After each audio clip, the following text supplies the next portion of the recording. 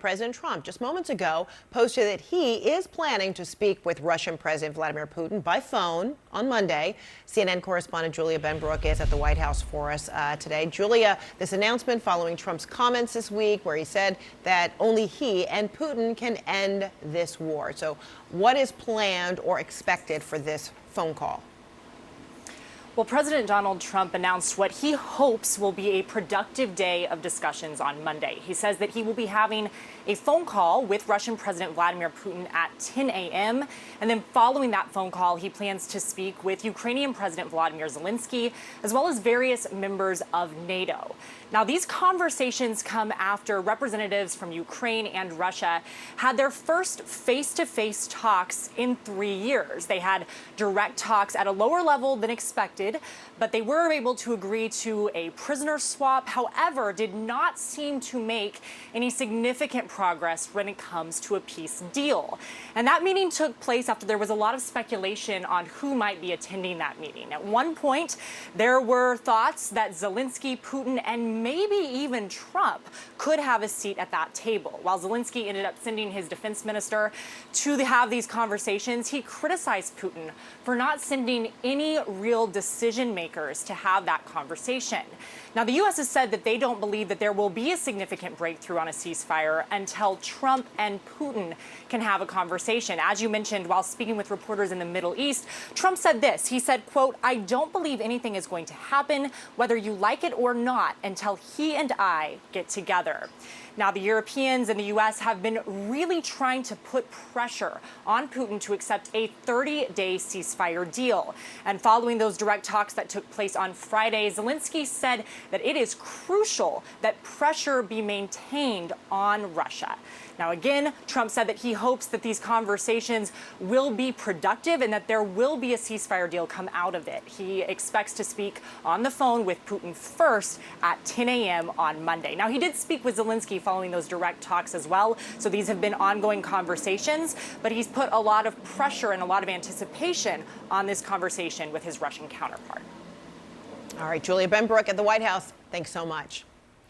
All right, we're also learning this morning that U.S. Secretary of State Marco Rubio is discussing Ukraine with the Vatican while he is there for Pope Leo's inaugural Mass tomorrow. With us now, Jane Harman. She's a former Democratic U.S. representative from California and a former ranking member of the House Intelligence Committee. Congresswoman Harman, always great to see you. Thank you, Fred. So how much faith do you have in this scheduled phone call for Monday between Trump and Putin? Well, President Trump is coming off a high in the Gulf states and feels very confident that he can singularly change all these conflicts. But I think a lot of skepticism is in order.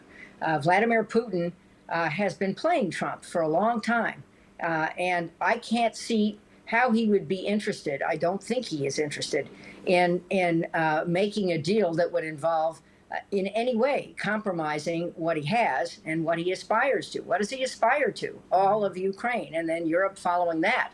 I mean, that's the goal he's outlined for years and years and years.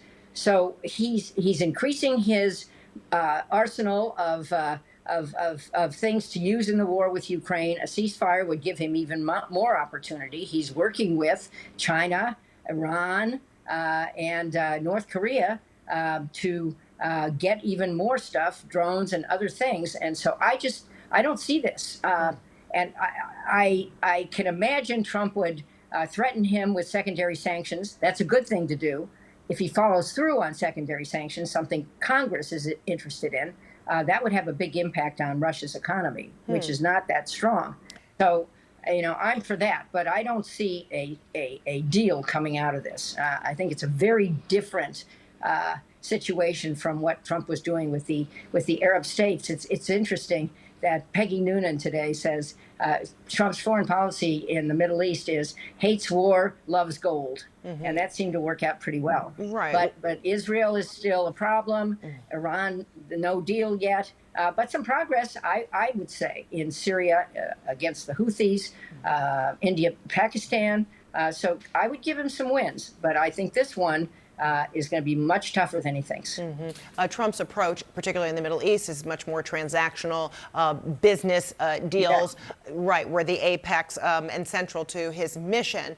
So as it pertains to Putin, what possibly, and I know you said you have low expectations about what could really be offered, but what would Trump be offering that would further incentivize, or that would incentivize Putin at all, to whether it be to commit to a ceasefire or completely end the war? I mean, because the president is talking that he can very confidently end it all, but what could he possibly say to Putin to change the tone and the approach that Putin has on his war in Ukraine? Well, no sanctions, other kinds of preferences, deals for critical minerals, things of that kind to get Putin to back off some of his claims. But unless, first of all, Ukraine agrees, let's understand, Ukraine is the aggrieved party. Russia invaded a sovereign country, and there's just no controversy about that, except perhaps Donald Trump may not agree with that, but certainly the whole world agrees with that. He could offer all that, but then Putin would have to give up, or at least temporarily put aside, his aspirations to a greater Russia, make Russia great again. Even if it happens, I don't see Putin following through. I mean, if there is a deal, but there is no way to police the border that Russia agrees to and Ukraine agrees to, Russia's just going to move on into Ukraine later. He's violated every deal he's made since 1994 to respect Ukraine's sovereignty.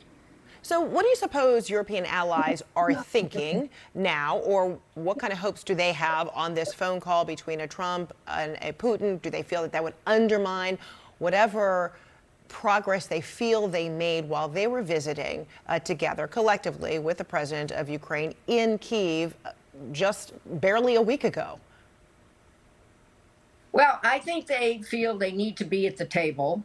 They are helping Zelensky have better cards, to talk in Trump speak. They really are. And NATO matters here because NATO is the next move after Russia moves through Ukraine. So they have skin in the game. They also are trying to do more, and they need to do more to provide aid to Ukraine. They can provide military assets, financial aid, etc., which Ukraine desperately needs. So I think they're hoping that this phone call, I think followed by another call with Zelensky and maybe with them, will put something on the table that they can agree to. But I'm skeptical. I just don't see Putin that interested. And Putin's got a lot of cards. He just had a major military celebration with Xi Jinping there. I mean, Trump's now going to have one. He's trying to match it. But I wonder if he's going to have Putin and Xi Jinping at the one in the United States. I wonder how that would play politically in the United States if he even tried. That would be interesting indeed, to say the very least. All right, Congresswoman. I'm not recommending it. I know you're not. I know you're not, but that's an interesting idea out there. All right, Congresswoman Jane Harman, great to see you. Thank you so much. You too. Take care.